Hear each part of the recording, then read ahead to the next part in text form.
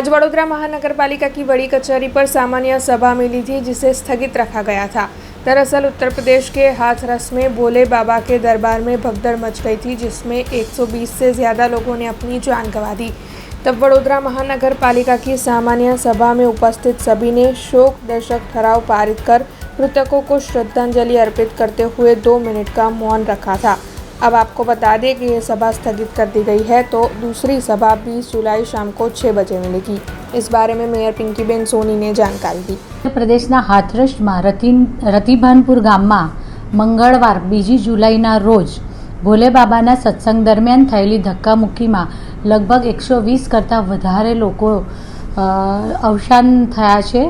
તે બદલ વડોદરા શહેર મહાનગરપાલિકામાં સર સયાજીરાવ સભાગૃહમાં યોજાયેલી આજની સભા ભારે દુઃખ અને શોકની લાગણી અનુભવે છે અને એમની સાથે લાગણીથી સર્વ સભાસદશ્રીઓ જોડાયેલા છે। ત્યારે આ મૃતકોના માનમાં 2 મિનિટ મૌન પાડી અને ઈશ્વર તેમના આત્માને શાંતિ આપે તથા તેમના પરિવારને આ દુઃખ સહન કરવાની શક્તિ આપે એવી ભાવના સાથે આજ રોજ મળેલી સામાન્ય સભા તારીખ 20મી जुलाई रोज મળવા પર મુલતવી રાખવામાં આવી છે।